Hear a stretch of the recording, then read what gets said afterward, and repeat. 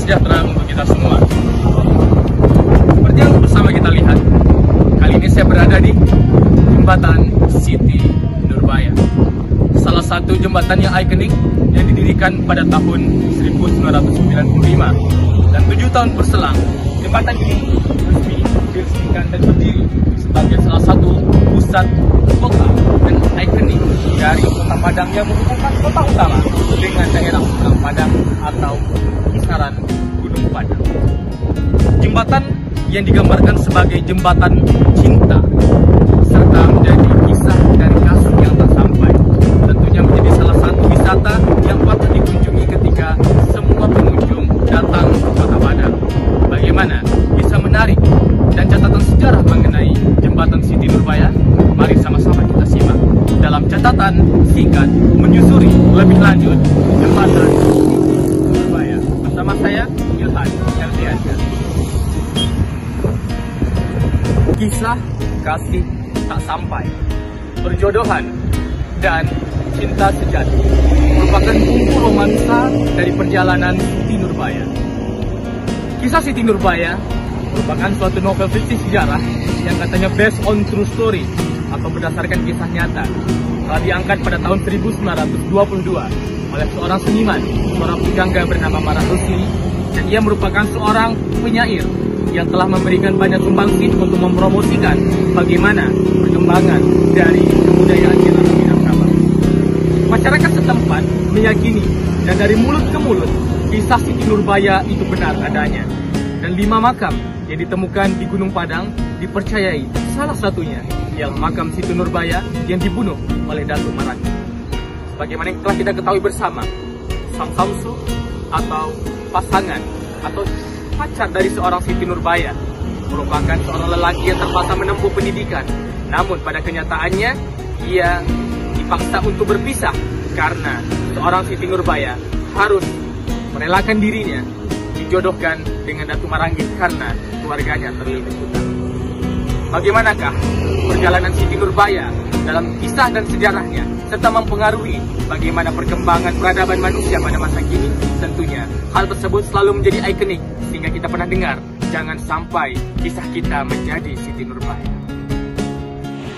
Kali ini kita akan berbicara langsung dan mewawancarai narasumber kita pada siang hari ini, yaitu Ibu Yuli, usia 47 tahun, dan beliau telah lama tinggal dan merupakan masyarakat asli serta memang bertempat tinggal di sekitaran Taman Siti Nurbaya dan di sekitar Jembatan Siti Nurbaya. Selamat siang. Bagaimana kabarnya Bu?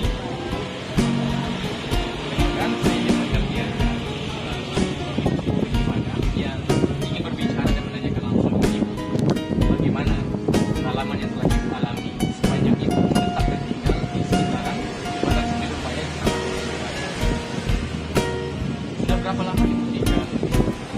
Sudah lama lah.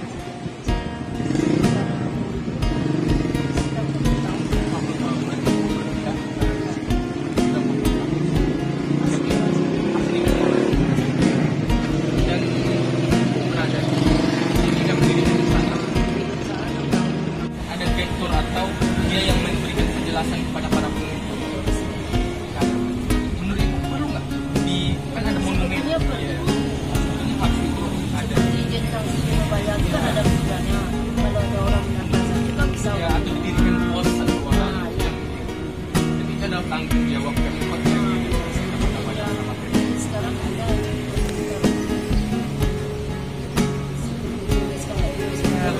supaya Kota Padang lebih dikenal bukan hanya sebagai kota saja atau sebagai wisata sejarah yang kadang orang kan tahu Sumatera Barat, mereka tahu Sumatera Barat itu waktunya Padang, tapi apa yang ada di Padang banyak yang masih merasa samar-samar terlalu makanya ada Padang di dalamnya itu ada menggadang, ada yang gadangnya hal ini apa dia yang suka apa itu kan ya bukan dia nego sama pemerintah bukan punya apa iya betul. Jadi itu kan perlu ada beberapa tahap yang harus dilakukan dan pemerintah juga harus lebih dia harus lebih sensitif bagaimana kemajuan dan perubahan rakyat. Baik Bu, terima kasih banyak dengan apa penjelasan yang disampaikan tadi tentang bagaimana situasi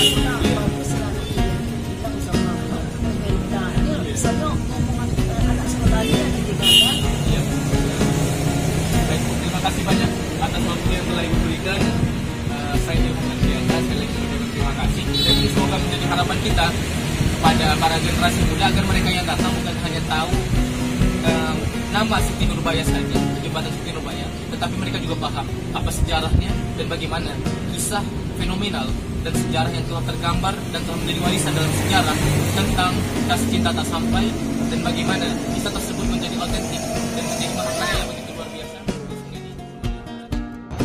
Dan tiba sudah kita di penghujung jembatan Siti Nurbaya dan penghujung reportasi lengkap saya Ilhan Erdianda pada hari ini. Harapannya tentunya pusat ikonik yang menjadi catatan sejarah dari jembatan Siti Nurbaya dan Taman Siti Nurbaya memang seharusnya menjadi perhatian utama bagi Pemkot Kota Padang, bagaimana mempromosikan, bagaimana memfokuskan untuk memfasilitasi agar para pengunjung yang datang bukan hanya tahu nama Siti Nurbaya, tapi juga tahu kisahnya, agar kisah ini tetap turun-temurun dan kearifan budaya lokal memang selain suatu peribahasa takkan lekang oleh zaman. Semoga para generasi muda bukan hanya datang untuk berfoto, selfie ria, tetapi ada pelajaran yang mereka ambil dari para guide tour ataupun para orang-orang yang nantinya akan memberikan penjelasan tentang begitu berharganya dan begitu megahnya peradaban di Kota Padang. Saya Ilhan Erdianda, laporan lengkap dari wilayah utama dari Kota Padang dengan pusat ikonik wisatanya, Jembatan Siti Nurbaya dan Taman Siti Nurbaya.